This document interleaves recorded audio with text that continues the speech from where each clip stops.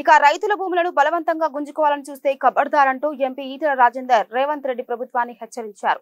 ప్రజలను వేధిస్తే చూస్తూ ఊరుకోవడానికి భారతీయ జనతా పార్టీ సిద్ధంగా లేదని, ప్రజల పోరాటానికి అండగా ఉంటామని ఈటెల రాజేందర్ తెలిపారు. రంగారెడ్డి జిల్లా అర్బన్ బీజేపీ అధ్యక్షుడు సామ రంగారెడ్డి ఆధ్వర్యంలో కాంగ్రెస్ గ్యారెంటీలు, 6 అబద్దాలు, 66 మోసాల హామీలపై దిల్సుఖ్ నగర్ లో సమావేశాన్ని నిర్వహించారు.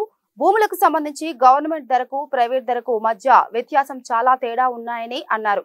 పేదల వద్ద భూములు గుంజుకొని కాంగ్రెస్ ప్రభుత్వం రియల్ ఎస్టేట్ బ్రోకర్లుగా వ్యవహరిస్తుందని మండిపడ్డారు.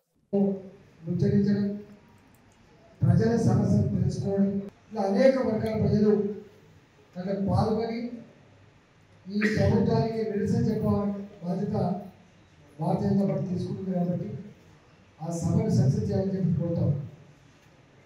అంతేకాకుండా ఇవాళ కిషన్ రెడ్డి గారి కత్తిహామలో 3 గంటలకు ప్రభుత్వాలు ఏ గ్యారెంటీలు ఇచ్చింది, ఏ హామీలు ఇచ్చింది, అవి ఎట్లా విఫలం చెందిందో ఇవాళ 20 లక్షలకు 30 లక్షలకు గుంజుకొని ఇవాళ రైతుల కళ్ళలో మట్టి కొట్టే ప్రయత్నం చేస్తున్నారు.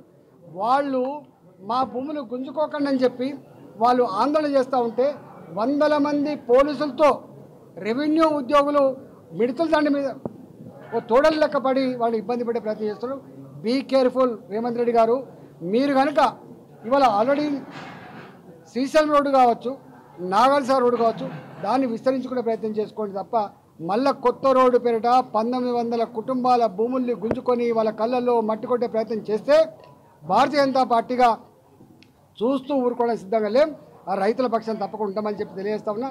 అదేవిధంగా మళ్ళీ ఒక 16,000 ఎకరాల కోసం ఏదైతే ప్లాన్ చేస్తుందో వాళ్ళకు సరైన ధర కనుక ఇవ్వకపోతే వాళ్ళ భూములు గుంజుకోవద్దని చెప్పి హెచ్చరిస్తా ఉన్నా.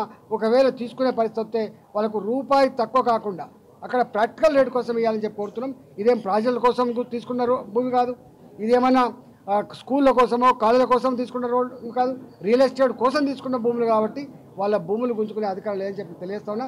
ఇవాళ రియల్ ఎస్టేట్ బ్రోకర్ లాగా కట్టే ఇండ్ల కోసం 330 ఫీట్లతో రోడ్డు కూడా అది రియల్ ఎస్టేట్ కోసం చేస్తున్నారు. కాబట్టి ఇది సమాజహితం కోసం కాదు. కాబట్టి రైతాంగాన్ని ఇబ్బంది పెట్టదని చెప్పి తెలియజేస్తా ఉన్నా.